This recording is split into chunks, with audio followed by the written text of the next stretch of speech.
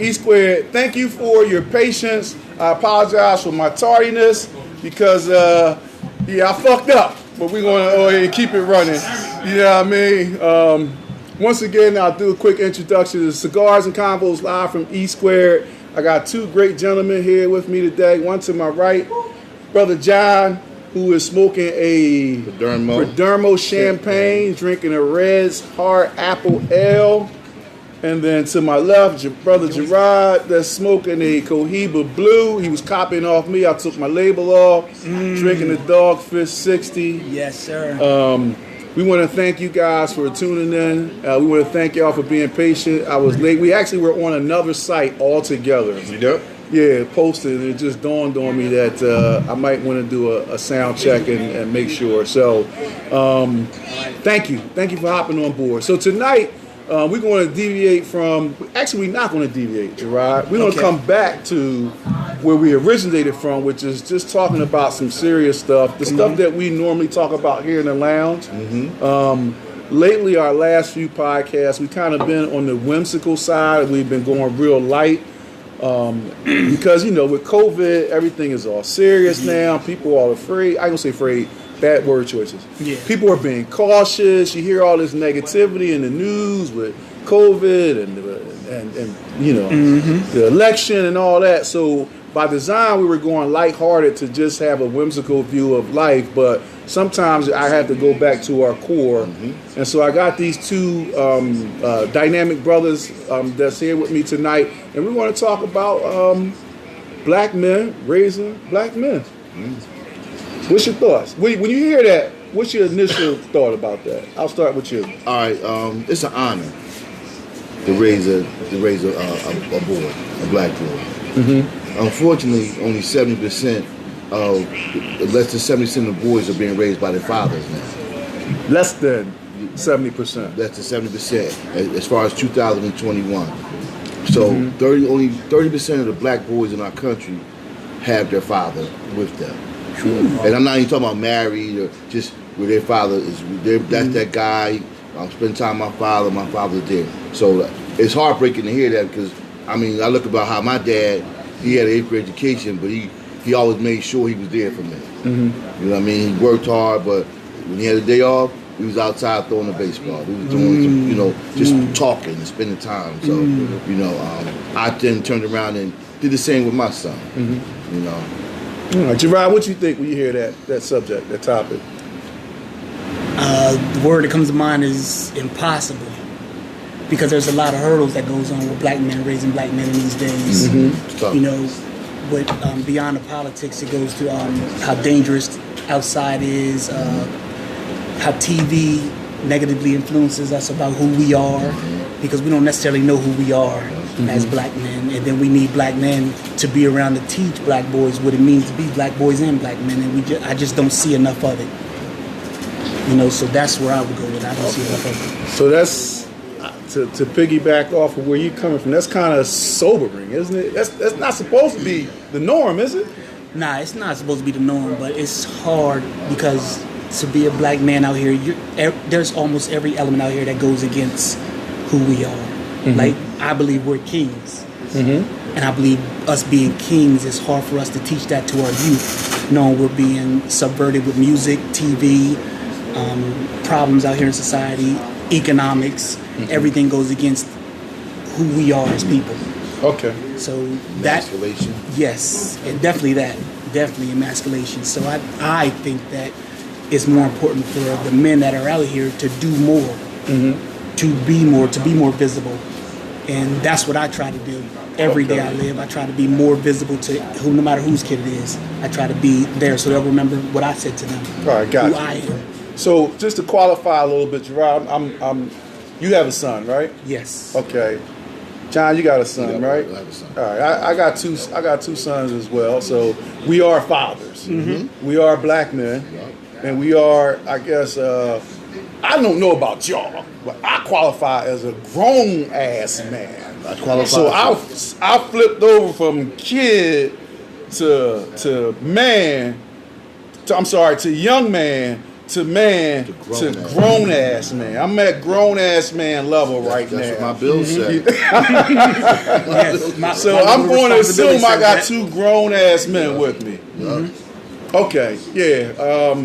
So I mean, we all know the ills. You know, I don't want to dwell excessively on the problems. Okay. I wanted this to be a little bit more like solution focused, understanding that we weren't going to solve all the ills of society Right. in 45 minutes. Right. But let's go ahead and set a baseline. You guys said it a lot. You know, here in the United States, I can only speak for what I know. I'm not outside the U.S. You know, I think it's not hyperbole to say the black man and the black youth in the U.S. is I don't want to say endangered species, but Almost. No.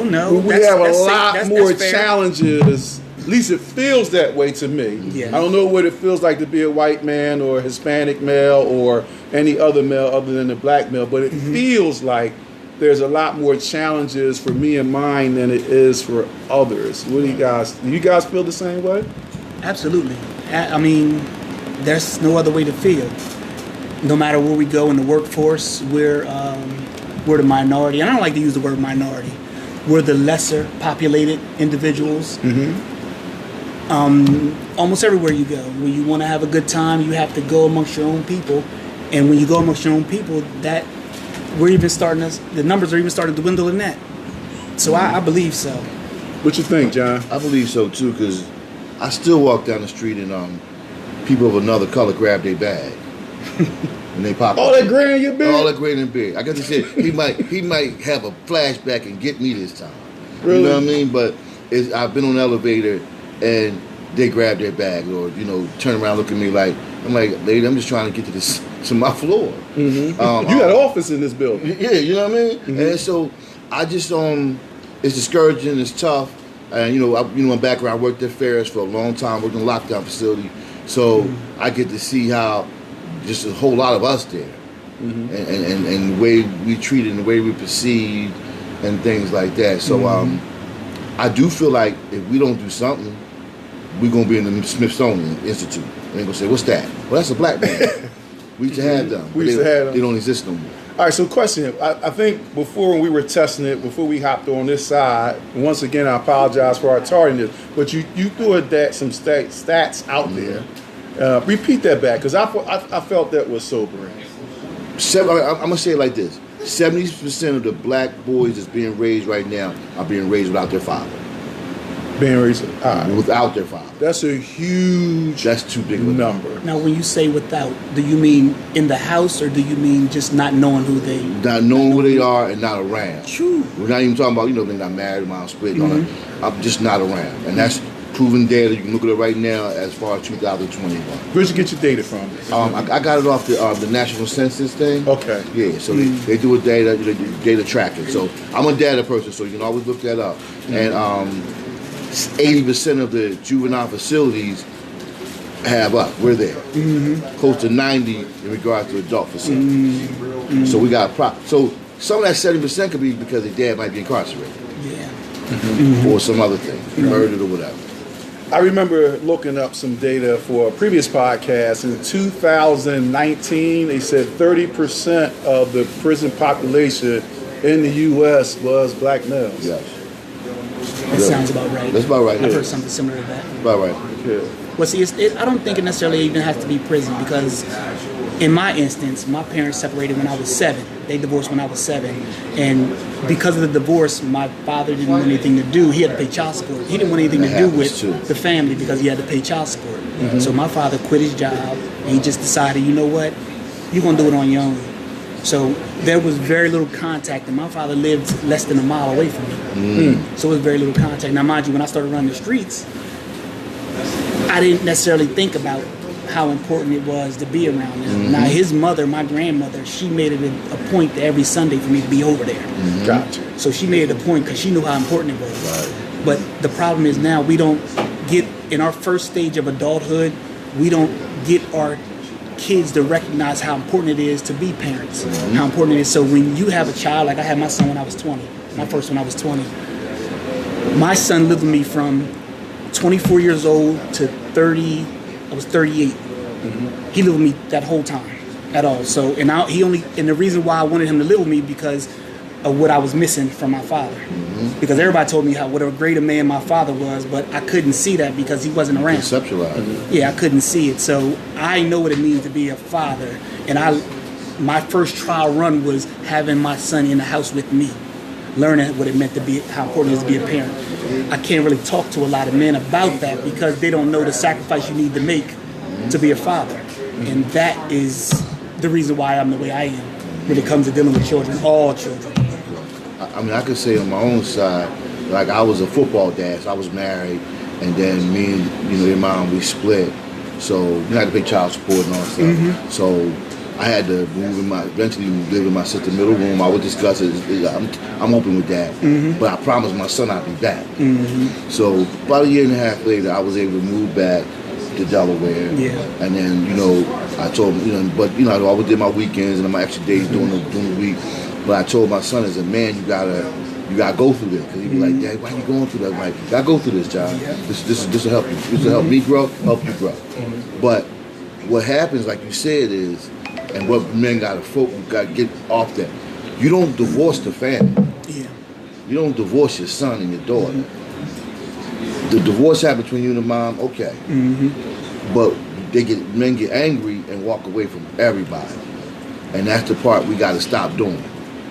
Child support is responsibility anyway. You gotta do something. I didn't like it. The man said, Mr. Cameron, push your check up. And they did the calculation. Did they pull the drawer out? Did you ain't see the calculation? You ain't see the chart, did you? Because it was more advanced. I didn't see the chart. I'm a little older than y'all. I didn't see no chart. In Delaware, she did it on the computer. She did it on the computer. She said, Mr. Cameron, bring your checks out. I need 2 weeks back to back. Never give me 3. Push them things up. Do the calculations. She print it out. This is what you're gonna pay me. And that's when they get upset and angry. But because. And we got to change that. You leaving one point out. What's that? When they show you the formula, and they go, this is her, this is you, this is how much you want to pay me. If you don't like it, we can go to trial. And then 9 times out of 10, when you go to trial, it's going to be $50, $60 more when you go for wasting the course time. So it's going to be a little more. That part, men they get angry and feel like they're being disrespected, and then that's when they walk away from everybody, and they don't realize that your son's still there, your daughter's still, they need you. You know what I mean? I made a point. I was like, I don't care. And my child support was heavy at one point, so I always put $60 away until I got paid. So when I saw my kids, at least I had $60 to $70 to go out and have food and get them something to eat and things like that. I was the same way. When they hit me with that formula and told me how much I was going to pay, I was like, this is not going to work for me. And after about 4 years, I was like, you know what? I'm doing the same thing my dad did. And at 24, I was like, I can't continue the cycle. You got to break the cycle somehow. But mine was a little different. I was down there with my oldest son. Shout out to Omar, I love you. And I bought my pay stubs, and she pulled out some little thing on the drawer. You know how they used to have the old desk had the thing for the teachers to write with. It had some chest something on there, and then she just wrote it on a piece of paper, handed it to me. He was like, yeah, that's where you at. And I was like, huh? Like, what? Yeah, that's where you at. That's your number based upon what you brought up here. So, yeah, so I guess it's, be it right or wrong, the child support issue, and I think it's mostly wrong, because, listen, I have 2 sons. Absolutely. I paid child support for both of my sons. I was a resentful child support dad for both of them. I'm not going to lie. I paid it. I paid it, you know what I mean? And, but I think that does, probably wrong, but it probably does drive a wedge sometimes, because we being taxed on top of being taxed on top of being taxed on top of being taxed. Do you think that anything that white America does downtown in the courthouses are to unite black people? There's nothing going on down at the courthouse to unite black people. Nothing.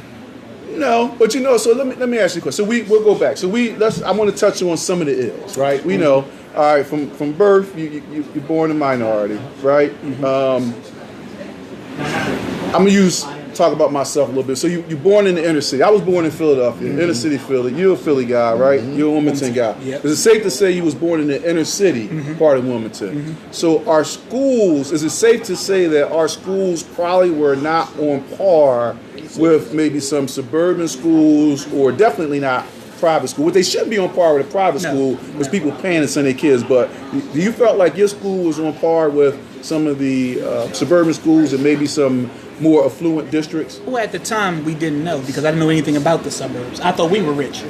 Got you. So I didn't know anything about the suburbs. But as far as me knowing now, what I know now, I know absolutely not. Not even close. Yeah. I got my kids now. I'm sorry. Go ahead. My son is 26 years old right now. I can ask him a question, and he will say something but will not answer my question because he hasn't heard the question. He just heard a couple of words and he just spat out whatever came out across his monitor out his mouth. So that comes from learning and critical thinking. My son doesn't have it. He doesn't have it. And I can say in my part, definitely, I thought, Brooke was a great school. But I remember taking my first English class in college, and the lady didn't even mark my paper. She said, I just need to talk to you. She said, the structure's off. You're writing the way you talk. And I got me a tutor. I was playing football at the time, so she got me a tutor. But I will say it was some stuff that was lacking. So you was already in college? I was in college, taking my first English class. And it wasn't no red pen, no nothing. She just said, I just need to talk to you. And she was cool about it, so she said, just come talk to me. And I told her where I went to school at. She was like, listen, you got this. She said, but there's some stuff you're missing. And if you want to stay in college, you're going to have to learn these skills. Gotcha. You know what I mean? So, she helped me and I learned the skills. But, like you said, as a minority, we're a little behind in that area. Well, my experience was like the similar. You don't know at 6 years old that the local school that you go to is probably not on par with some of the other schools. But I will say that at least shout out to James Rhodes Elementary School. James Rhodes. I think 3rd grade or 4th grade or 5th grade or sometime they used to bus us to this other school for computer classes because we didn't have computers in our school. So it wasn't everybody. It was when I was young, I was relatively smart. The older I got, the dumber I got. So let me just say that. Me too. But when I was young, I was considered. Didn't keep up with the I was criteria. considered one of the elite kids. How about that? But the older I got, the dumber I got. So it was like 6 or 7 of us on Thursdays. They would put us on a school bus, take us all the way out to some other school in the White District, where we would go into this classroom and they would teach us computer. We would call a modem and put it on the thing, and it was just the green dots on the screen. Gotcha. So, I didn't know. But all right, so we're in inferior school. yes, Right. true story. Okay. True story. We are probably, and I grew up in. I was blessed. Like I had both my parents. I grew up in a traditional household with a mom and dad that worked, and grandmom lived with us, so it was always somebody at the house, even when parents wasn't there. And she ruled with a wooden ruler. Back then she would whip your ass with that ruler if you got too loud when the stories was on. Yes, sir. So I grew up in a traditional household. I had everything that I needed in order to be successful in life. I still deviated. Yeah. The streets Me too. still got me. That's I understandable. ran to the streets with open arms, That's and they swallowed me up. And for a period of time, it's been a little dicey. But going back to, I got a thing from Miss Jackson. She says her father's daughter left like he didn't need to give her any money because she made more money. I wish men would understand you should never have the white man step in to tell you to support the child you made. So I'll take this one. We don't want the white man to step in. Yeah. He steps in. So in the case of my first son, his mom, let me go back. I was a 16-year-old dad. His mom was 16-year-old. So we were 16-year-old parents. So you had no I idea went what it through meant to be school. I parents. went away to college. She went to college on the system. Yeah. Well, if you in the system and you receiving state aid, the only way to get your aid is through the child support. The state initiates that child support and then comes thing. up for you. Yep. Right, it comes looking for me. So it wasn't that I was being negligent or didn't want to support my son, it was the way I looked at it as part of resentment, which was like, get a job like I'm getting a job.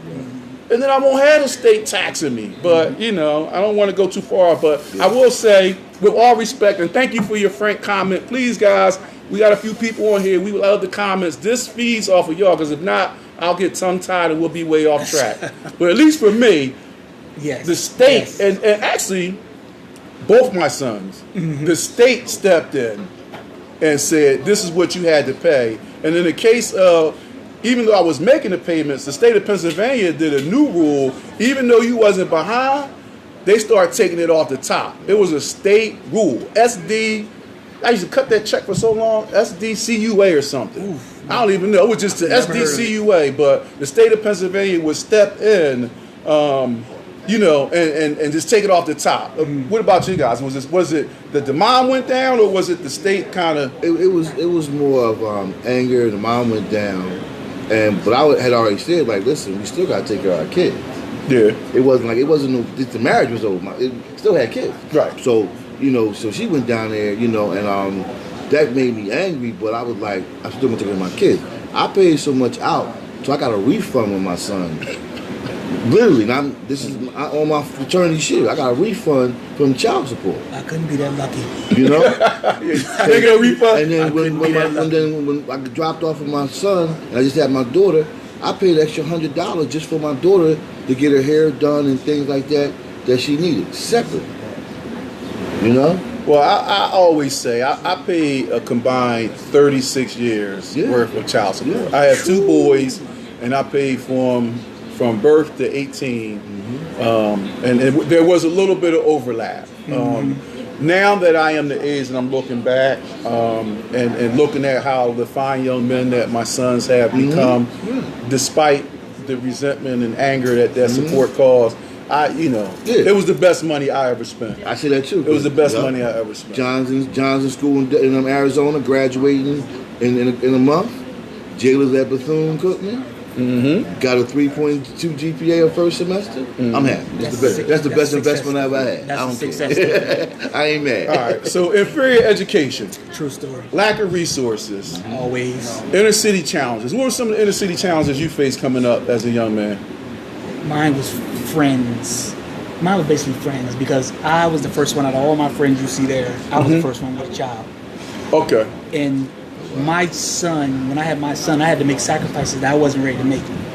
The benefit of my having a child at such an early age was my mother was a daycare provider. So I could always leave my son with my mother. Okay, gotcha. And I could still run down the streets and do whatever until I was ready to start making the sacrifice to be a father. So I had that with me, but I started making sacrifice when child support started to get outrageous. Gotcha. And I'll give you a quick short story. I think I was probably 2 years into, my son was about 2, and I went to court for child support for the very first time, blindsided, because I had no idea what was going on. Just got the papers, and I had to show up. I was making $26,000 a year. They told me I had to pay $333 a month. Of course, I'm like, nah, this ain't gonna cut it. I'm not gonna be able to do nothing with $333. Probably 6 months later, I went back to court. It turned into $462. I fought it. It went back to $462. I was like, damn, I should have stuck with the $333. So I went back another year later. It turned into $515, I want to say. And that was like, all right, it's time to get a lawyer. Time to fight this, because this can't be right. I can't be making $28,000 a year, paying $515 a month. And I can't go nowhere. I got to stay with my mom. I said, I can't live like this. Went and got a lawyer. Basically got custody of my son. And that's how he started living with me from 24 all the way up to 14 years later. That was the story of me. So yes, was I resentful? Absolutely. And the reason being, I had a good support system with those you see there that was like, okay, well, this is what we probably need to do. Right. So a lot of times when it comes to men being in their mid-20s and they have children, they go the route their friends take them. You learn a lot more as a black man when you're up and down those streets than you do from any textbook, from any parent, from any schooling, music, TV. You learn more from your friends. Yep. So your friends are the most important influence in your life. Because if I didn't have those kind of friends, I probably would be as resentful, deadbeat dad, all of those things that you hear about the typical black man. Right. I probably fall into the stereotype. Okay. All right, so I don't want to make this about the child support Right, thing right, because right. there's a lot more things. But we talked about that, you know, lack of resources, education, the inner city. More along the inner. What challenges did you have as a child? I'm talking about you growing up in the inner city. The challenges I had was because I lived in the area of Philadelphia that people thought that people were rich, and they thought that I lived in the area of West Philly called Winfield. Yeah, Winfield people was rich. Those are West Philly suburbs. So what they thought was that we had money, but the violence was heavy. The shooting and the killing was heavy. Oh, y'all Jamaican drug dealers went to Winfield. I remember, I could tell people, I first saw something like a killed. I was 11. The first time I bought a pound of weed, my cop was in Winfield. Yeah, so a lot of bad perceptions was in Winfield. So like when I go over the bridge, I'm sorry, too much. The brook, the school, there was always dissension because the guys with 60th Street thought we had more than what we really did.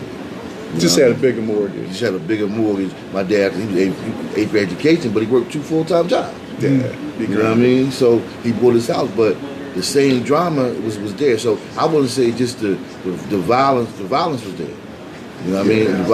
It was heavy. So that was my biggest obstacle.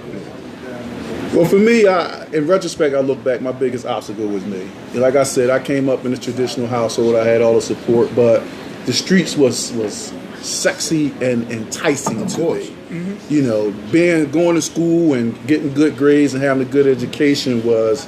You talked about that earlier. Was the media portrays us? It wasn't cool. Yeah. You know what I mean? It wasn't. You wasn't tough. Being a gangster or a hustler or a dope boy, having the best gear. My parents bought me the best gear. Right? I had shell top Adidas and patent leathers and all the Jordache jeans. You know, I'm dating myself. Jordache jeans used to be really like the hottest jeans back in the day. I remember begging my mom for a pair. Yeah, I had all that stuff. My parents bought it for me, but you know, it was just something about being in the streets, doing the things that the streets. It was intriguing. You know, streets did that just was exciting and enticing to me, and you know, I ran away from the base in order to get swallowed up by the whale, so to speak. So we know that the streets are an issue, right? We know, as you just said, you worked at Ferris, and we had, shout out to our people, we have a lot of guys that work over at the Juvenile Detention Center that are members here. We hear the stories. You know, we've got some brothers that are in the penal system that are members here, so we hear the stories all the time. You know, my oldest son, actually, you know, was awarded a state at the age of 17. You know, he went to the place that's now closed down. I don't want them to sue me. Right. I know that place. Where they was beating the kids up. He was a resident there for 2 years. You know, so we know the problems, and then now you got, you know, we can't drive. Right? We can't jog in the park or jog down the neighborhood, right? We can't take pictures of birds, right? Only race. We can't legally conceal, carry, and disclose. We can't get M&Ms and walk down the street with our hoodies on. If we are driving, we can't have air fresheners hanging from our mirror. We can't have air fresheners hanging from our mirrors if we're driving. Relatively recent. Yeah, you know, so, and the list goes on and on and on. And once again, I don't want to make this a political thing. We're talking about the reality of our situations as black men in here in America. But how does that make you feel? Do you feel like you got a target on your back? Yeah, for the most part. Especially even at my job. And I work at a trust company, but every day I walk in, I feel as though I have to be the best. I have to be better than I was yesterday. Every day I walk inside of work, so I have to make sure all of my I's are dotted. I have to make sure, because something I probably said 6 months ago wasn't right 6 months later. So I have to make sure whenever I send an email, whenever I speak to a director, I have to make sure I know exactly what I'm talking about. So I have to do homework at work. Before any meeting I have to make sure I go over all the numbers. I have all the papers, make sure everybody has everything they need before we have meetings with directors. I have to do that. That's how I feel. But I want to touch back on what you were talking about earlier about one of our biggest distractions. You know, you said the streets and you said, you know, the neighborhood. For what I see about young black men is sacrifice.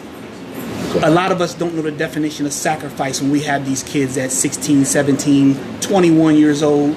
I didn't know the definition of sacrifice. I still wanted to play basketball every day. We played Tecmo Bowl until 3 o'clock in the morning most of the times in my house. Oh yeah, Tecmo Bowl got it in. But once again, it comes with sacrifice because a lot of our mothers carry these kids for 9 months, so they get introduced to sacrifice at conception. Good point. We don't get that. You don't get that. We don't realize what sacrifice is. Some of us don't realize until we get them child support papers what sacrifice is. Some of us don't realize until something happens. Something extraordinary has to happen for us to recognize the definition of sacrifice.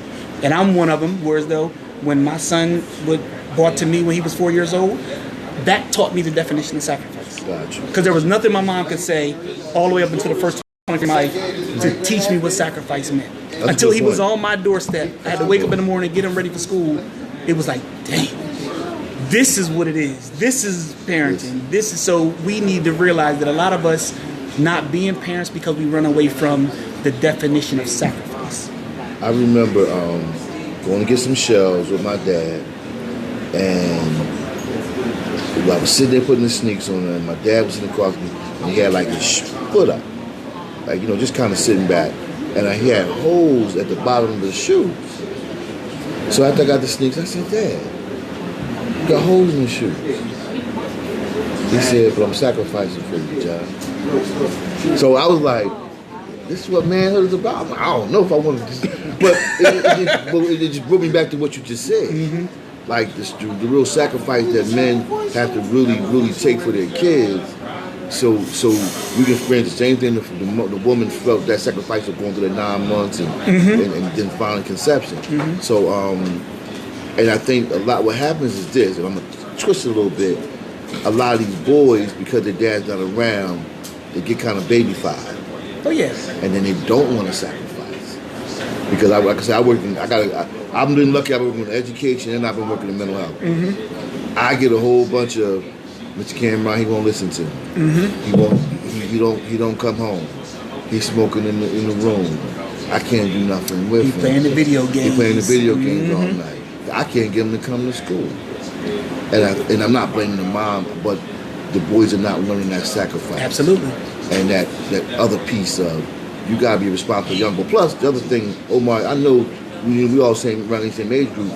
We did a lot of sacrifices about going out and shoveling in the snow and doing other things to make money. Oh yeah. So work ethic was work there. ethic. Yeah. And so the work ethic piece has been watered down too. Because now I can take this phone and I can become Instagram famous. And if I get so many likes and followers, I can get rich. But I remember going to Mr. Culler's house and getting $15 for shoveling. Oh, absolutely. So let me ask you a question. So I'm gonna go. Do you think the challenges that we're facing? Do you think is, and I have this discussion all the time. So there's no right or wrong, but it's for the sake of discussion. Do you think it's systematic?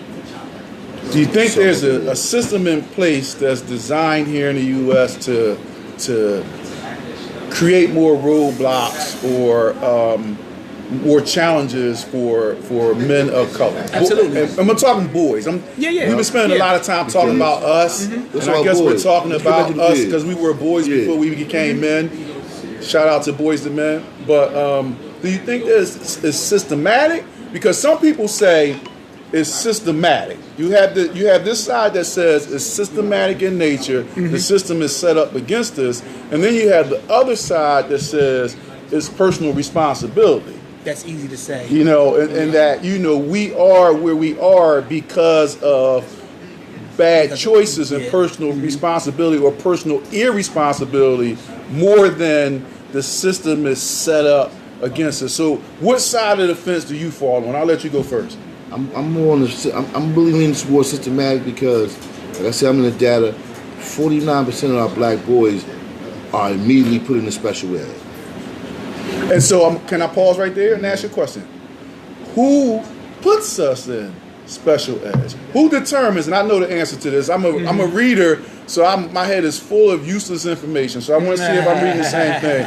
Who determines nowadays more than anybody else whether a kid has ADHD? The school system and the testing. Testing, yeah. The school Testing. system.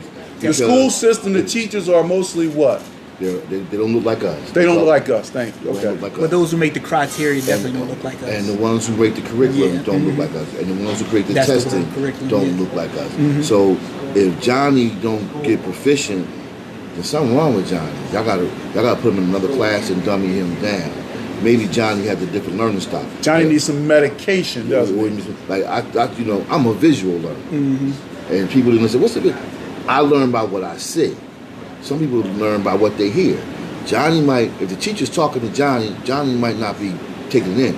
But if the teacher go on the board and say, "This is how you break this math problem down," and Johnny's visual, then Johnny gonna catch it. But they're not giving us an opportunity, our boys a chance to find out what their learning curve is. So now they stuck in special ed. Now they comfortable because no child left behind. Yeah. So I popped my son one day. He said, "Dad, I got a 504 plan. I ain't getting like I'm not flunking. I crack stolen, stolen." Because that's child abuse I know, nowadays. but he's 26 now, so I'm Okay. good. But the thing is that and then they learn the system. So the thing is that now I'm getting pushed along, and then I'm in 12th grade and I can't do nothing. You can't write or read cursive. Nope. Systematic or just bad life choices. I think it's a system. I think it's a systematic that results in a lot of bad life choices. I think the system comes in first because if you, like the parents that are having these young children, because mind you, a lot of us in our environments are having young kids. We're babies ourselves, having children. I think it's systematic because you can't be a child raising a child. How are you going to teach that child if you don't know sacrifice? If you don't know what the world has to offer, you don't know what you're eligible to do out here. So, and I'm a great example of it because I have a 20-year-old daughter. She's 21 now, but she just had a child. And I told her that she told me she was ready. At 19 or 20, she told me she was ready. I was like, "You're not ready." She's like, yeah, I'm ready. I'm like, "You don't know half of what you think you need to know." Now the baby's here. They were together for 4 months, and now they're separated. So the cycle starts all over again. All over again. And now with all the knowledge that I have, me and her mother has, now we're better equipped to help with the situation to make sure that kid doesn't continue to cycle. But we still have to raise her. Because it doesn't stop just because she's 21. Yeah, it doesn't. Because she probably knows a quarter of the things she needs to know to be successful out here. Yeah. So it's systematic for the most part. All right, so I'm gonna go to the comments real fast. Ms. Jackson, thank you. You are number one commenter right now. She says once again she works in the correctional system and it's hard out there. She sees it day in and day out. She also says you have the young boys who feel they have to hit the streets to survive and help the family, take care of the family, and that's part of it, but we could delve into that a little bit longer. And then I got Carla Jackson says she thinks it's a combination.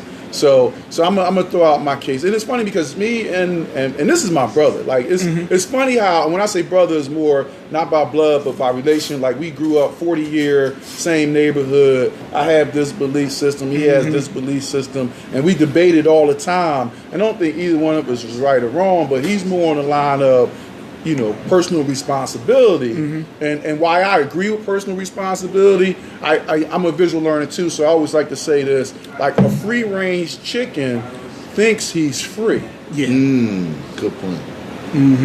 So he has a decision to run around. Let's just say he's got an acre because he's a free-range chicken. But there is a fence. But he feels that he's better off than the chicken that's being raised in a cage. At the end of the day, they both going to wind up on somebody's table. Absolutely.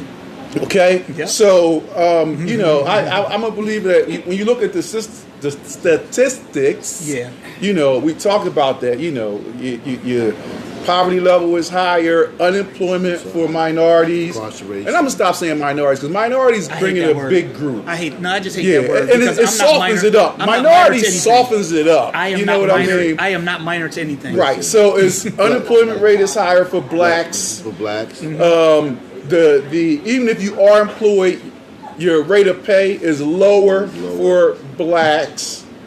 Our incarceration rate is higher. If a black man and a non-black man go in front of the judge for the same issues, the black man always gets the higher, longer sentence. It's a greater chance. So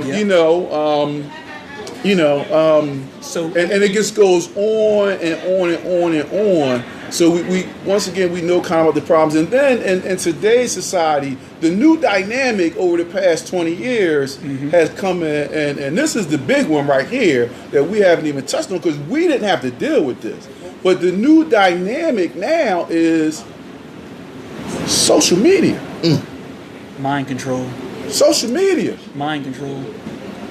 It used to be back with us, the mind control was the music, the rap, right? So little video games, so we still went outside a lot. Yeah, but the rapper, when you look at rap music, right, the messaging we get, once again, I'm dating myself. My first rap song was Rappers Delight, Sugar Hill Gang, so I was in middle school when that came out. But, it was about party and bullshit. Yep. And then the rap turned into, Public Enemy, conscious rap, BDP, Eric B. and Rakim, all those guys. And then Biggie and them came along and it went to glamorizing the drug dealer. NWA came along, fuck the police, and it glamorized just being non-compliant of everybody and everything. Which is still going on today, which is the biggest messaging today with our children, whereas though they don't have to be compliant to anything. They don't have to have any structure in what they do. They can just be a millionaire overnight. Most of our kids think that just because what's being replaced now with our kids' mental is likes is the new love. Say it one more time for the people in the back. Likes have become the new love. Yes, sir. Okay. So now, you fiend for likes. You fiend for people to accept your point of view right now, and that is not fostering our kids' mental. They're not developing mentally because of the likes being mistaken for love. Most of the kids I hear now say they love you. They love you. It's like, I know you don't love, because if you love me, your actions would show that, not your mouth. So just because you got a bunch of likes, you think that you're loved. Right. That's not love. Okay. So we got all these things, right? Which, once again, I think systematic. The deck is stacked against us, but still I rise.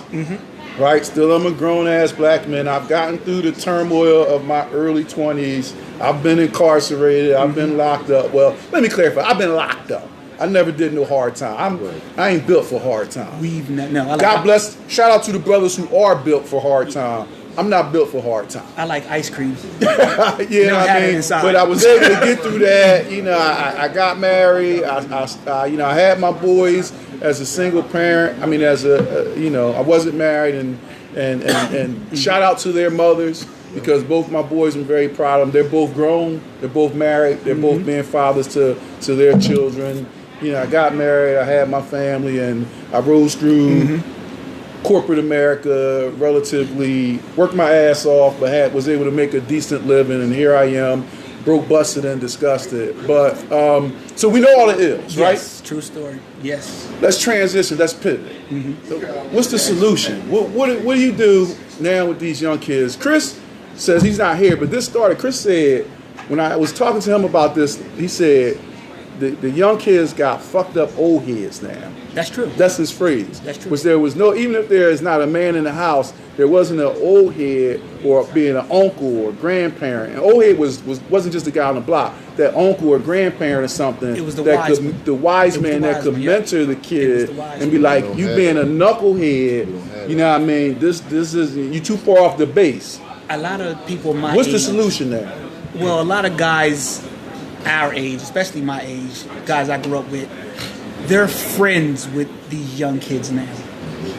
We can't be friends. We have to be the base of knowledge to be able to share with them, to tell them this is what's about to happen.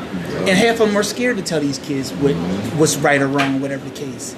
But I think it all starts with your support system. It all starts with your friends. It all starts with, if you're surrounded by a good group of people, you can make something out of nothing.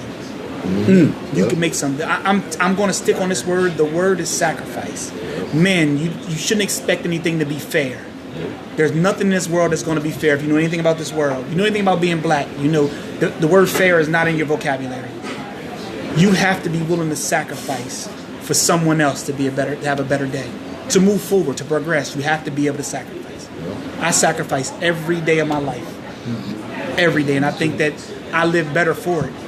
You know, I might get a pair of socks for Christmas, but I know I've done so much more for so many more people because I can, because people will trust me to give them the right answer. It's sacrifice. That's what it is. That's the way we go. Sacrifice. Knowledge and sacrifice. What's the solution, John? We got to convince our young men that they are princes and they will be kings. And we got to teach them some skills to be leaders. We got to show them. We got to not talk about it. We got to show them what a leader looks like. And that goes to educating them, spending time with them, disciplining them with love. You know, anytime I pop my son, you know, I always tell him, John, you know I love you, but you just can't do this. You can't do this in my house. And we got to go back to that instead of going and negotiating. We got discipline and love, and we got to teach our boys how to be leaders and how to persevere hardship like a good soldier. You got to be able to do that. And that's what we, you know, and what that takes is us, number one, checking our own self. Because a lot of us are damaged men. And we ain't worked on our stuff, as I call it. You got to find out what's your issue. Is it drugs? Is it alcohol? Is it depression? Is it anxiety? Go get some help with that. Show your son, you know, this is what I used to be. Yes. But this is who I am now. We all, as long as you got breath to live, you can go for it. But we got to go in, grab these boys from the streets and get a handle of them. Because right now, if the way things go in Philadelphia, we're going to be the first city to lose 500 black males this year to murder. Yeah. Got to make a difference. That's definitely a big thing. Here, I'm gonna add one to what you just said too. Men, you have to make a wise sexual choice. Okay. I'm gonna leave it there. Take it wherever you want to take it. I got you have to you. make a wise sexual choice. Got you. There's nothing wrong with saying no. How about that? Good. All right, so Carla Jackson said there is no village now. Lorette Bradley says, and even if they do have elders in the home, they don't respect them. You know, I'm going to go back and just say, and I'm going to once again use my own experience. It starts at the cradle. It starts with, in my belief system, based upon my experience, it starts with a 2-parent household. If you have a mom and a dad in your household, and even if we don't have to be affluent, you could have a good work ethic. But I think the morals and values, they start in the house.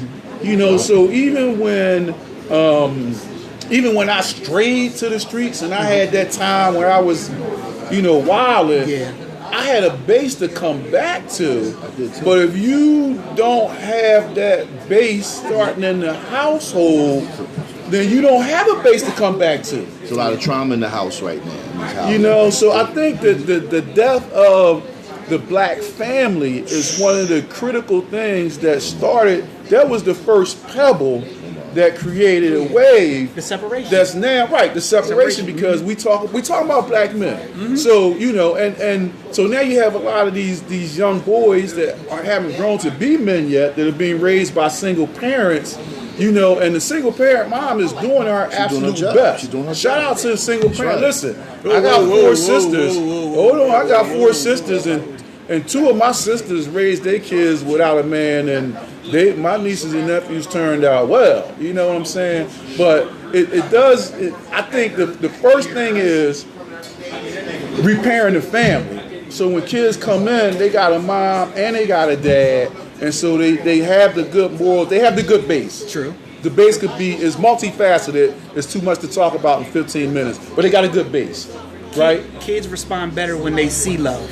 Listen, If they don't see love in the house, then they're not going to be able to display love when they get out the house. So they have to see the family together to be able to recognize what love looks like. Okay. I met with my daughter and her mom and my son, and we met, and I told them no matter what, we still family. I'm married. I have another young daughter. I tell her we still family, because when it's time for development and being there for our kids, we still family. Okay, and I want my son to see that, not me bashing his mom or calling his mom names, but like, yo, we still family. If your mom got a problem with you, we gonna all got a problem. You know what I'm saying? And we got to get back to, and we got to, and if things don't work out, don't be so angry as men. Don't be so angry, because I know what my faults was, and I ain't gonna go into it, but I know what my faults was when it ended. And hold yourself accountable. Wipe your face, hold yourself accountable. Yeah, get back up. And raise your kids. All right, so I got a question then. What? And this is going to be touchy, but we got to talk about it because we're talking about it, right? Can a woman raise a man? To a A single mom, she can she raise a man? Successfully? There are no absolutes in the world. So I can't say absolutely no, but if we want to play percentages, I would say that it's a better chance if the child will have a better chance if she doesn't do it solo. Okay. But there are no absolutes in the world, so no one should ever speak of never, always, all the time. Those words don't exist at all, so we need to stop saying those. So yes, a woman can do it, but the better chances of that kid being successful is if there's love in that house. Cam, Okay, I'm gonna say this: 40% of the black men that's in jail are in there are fatherless. I ain't blaming the mom. I'm saying it's fine. But like you said, if you work together as a unit, you're gonna get a higher success. The probability of him staying out of jail and going the right way is going to be higher. Women do a phenomenal job. I watch my sister lose everything, go back to my dad's house, go to grad school, take care of my nephew, and do major things. And he going to get his doctorate.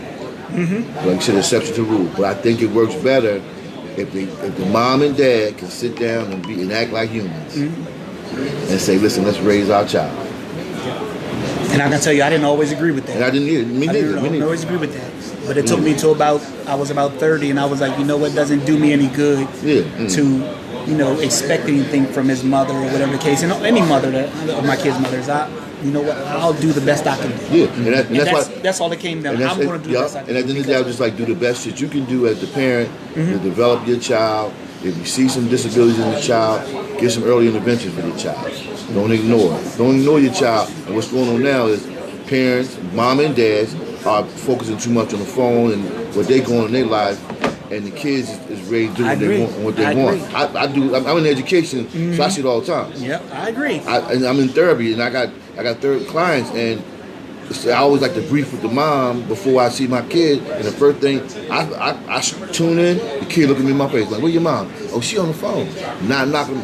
We got to stay in, and I tell the mom, we a team. If you bring me in, I'm your teammate. Yep. You know, energy is transferable. It never dies. I believe it goes from one person to the next. So the energy that you give off is the energy you're going to receive. And if you receive bad energy, you're in a bad place. You should remove yourself from that place if you get bad energy. And I think that we don't transfer that good energy enough to our kids as black men, because we control the environment in the room.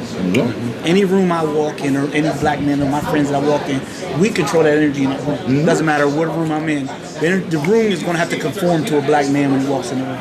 a strong black man. If not, a weak black man will conform to the energy in the room. Black man, black male, two different things.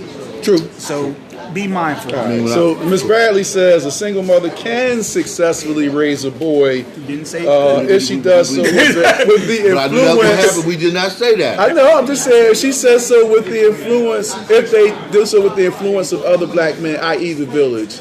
You know. Okay. So I just thought about that. So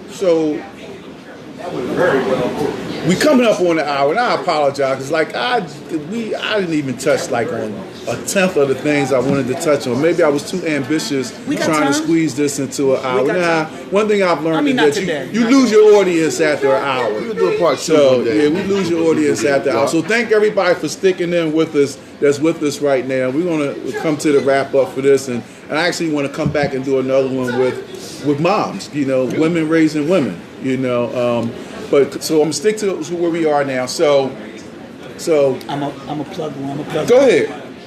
May 1st, I'm going to be on a podcast, Motherless Moments, down in D.C., and we're going to be talking about the exact opposite of what Omar was just speaking about on May 1st, Motherless Moments. Look it up. All right, got you. I'll make sure I log into that, Yes. build my support.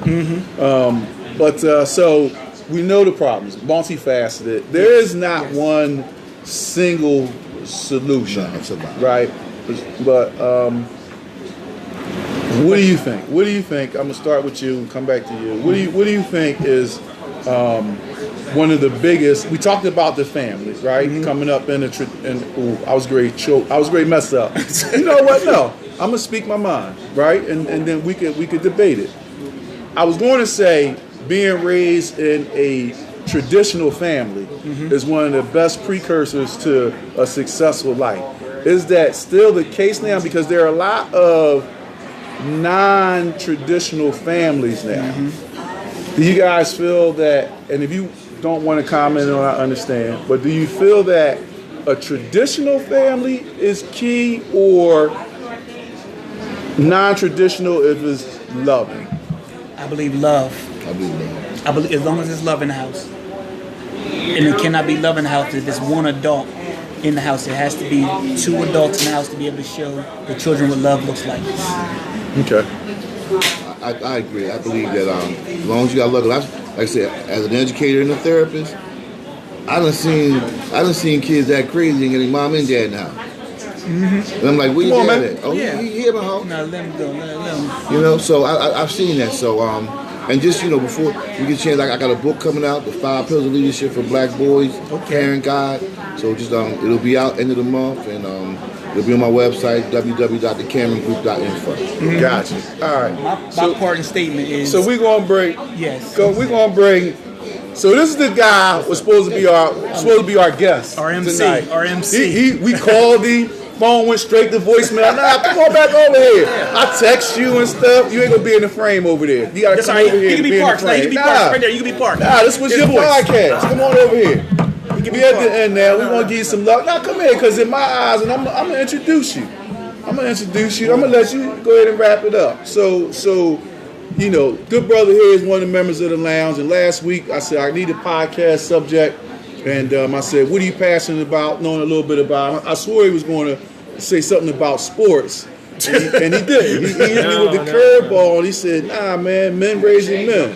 Yeah, he threw the change up. I think we'll say basketball. I said, "What are you passionate about?" Something at the house was I going said, on. "What are you passionate about?" And so he was like, man, men raising men. Men raising men. He said, men, they got fucked up old heads. Y'all heard me say that earlier. That was his words, not mine. But one thing I could say about this gentleman here is that he's here. He's a kind soul, and I hold him in high regard. And there's not a lot of people I hold in high regard. I'm just saying, I don't hold a lot of people in high regard, but I hold this guy to my left in high regard. We hold him in high regard. You know what I mean? And so tell him who you are. And the reason why it was mentioned is because I know you from here, but I know a little bit about your history, and I know what you do with the kids and all that stuff. So tell them at least who you are, man. I'm Chris Laws. Chris Laws. I don't know what else You're to a say. father, right? How many boys you got? I got 2 sons. 2 sons, but then I got 2 women, so to speak. I'm a school teacher, 22 years, so I got many kids. I'm a basketball coach, so I got even more kids. I'm a football coach at times, so I got even more kids. I coach golf, volleyball, whatever it is, whatever's called on for me to do, I go ahead and do it. I do a lot of things, but I don't look for any praise or any postings. I don't have to, tell people all the things that I have done. It's from the heart. That's right.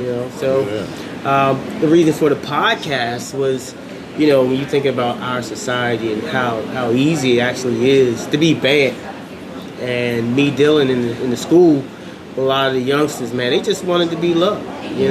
They just want good guidance. There's that word. And Good guidance. You're right. and they're not getting it. And the conversation we talked about is age doesn't equal maturity. You know, you can be 55 and still be immature. You know, and you know, you kind of got to grow into maturity. People don't understand that. You can have a young guy who's wise. It can be more mature than some of the older guys that you see out here, and I call it the old soul, right? So, you know, there's a strong need for some good old heads. You know what I mean? And for somebody to step up. And it's not going to take one person. One person can't do it by himself. You know, it's going to take more than that. You know what I mean? Even if, you know, you can go out there and you get 3 guys. You know what I'm saying? And you can really, you know, make the difference and tell them what they need to hear the right way. You know, teach them about the struggle. Nobody don't want the struggle. You know, my man. And the struggle is what we're missing. Everybody wants to microwave dinner and don't want to cook it from scratch. You know, the struggle, it makes a man. Yeah. You know, the struggle builds character. The struggle, it worked for us. You know, we got our butts whooped back in the day. Yes. You know what I'm saying? Yep. The struggle, and it's missing. It's absence of, you know. Even when you look on social media, you see people, they don't even fight. You know, they get punched in their mouth and then they go grab their guns. You don't want the struggle. So, you know, we need it. You know, we just need your help, man. What do you think the solution is? You missed all the problems. We bandied about systematic versus personal responsibility, and you know the data says we're at a much higher frequency in prisons and underemployed or unemployed and you know out of wedlock families, single parent households and stuff like that. What do you think? And it's multifaceted, we understand that. But since you coming in at the last minute, you know, what does Mr. Laws think is one of the solutions to righting the ship? Promptness. Being on time. Being on time. That's hey man, he brought you out of here. I was coaching. I was walking in. Was golfing. I knew you was golfing. There you go. I knew you was golfing. I knew you was golfing. So you know, allegedly golfing. Yeah, nah, I put a clip up there of me swinging real bad. So. But you know what, man? I guess this is gonna catch you off guard. But you know, we're too prideful. You know, the human being don't want to be humble. You know what I'm saying? And you know, everything you got to do this, you got to do that. You know, it's never a thank you. You know, it's never, you know, putting your head down, being grateful. You know, for the things that you have. You know, it's always more. We live in a greed stage. The greed stage. It's even if you know you make a goal and you're comfortable with it. You know, I want more. You know, this isn't good enough. And you know, striving to keep gaining more and more and more. You know, you don't appreciate the things that you have. It kind of turns you into a monster. You know, you for a person who doesn't appreciate, you know, what you have. You know, it just changes your mood. Your mood's always somebody owes you something. And you know, I remember at a young age, you know, my mom told me, you know, when I was a teenager, she said, you know, you need to understand this. The world don't love you, and nobody don't owe you anything. You know what I mean? And when you leave out this door, you know that. You know, there's going to be some ups and downs, and be grateful for all your ups and for any kind of encounters that you have, because if you have an encounter and it's a good encounter, that's good. But if it's not a good encounter, then you gain some wisdom. You know what I mean? So we got to entertain our mind. Old heads got to be old heads, man. You know, we got to do our part. Sounds good. All right, man. See, you should have been here earlier. Yep. You could have took all the stuff out I said and inserted your stuff. And it would have been a much better podcast. Yep. You know what I mean? But don't worry, we'll do a part 2. Yeah, because it was a lot. Not on the Tuesday. It was a lot. We start talking Not about on Tuesday. accountability. Yeah. Black men and being accountable. Yeah. But I want to thank everybody for tuning in, and I'm gonna go ahead and let you guys give me a 60-second close out, man. Do another one? No, not you. No, yeah. Not you. You did. Yeah. You guys do it. Give me a 60-second close, man. Solutions.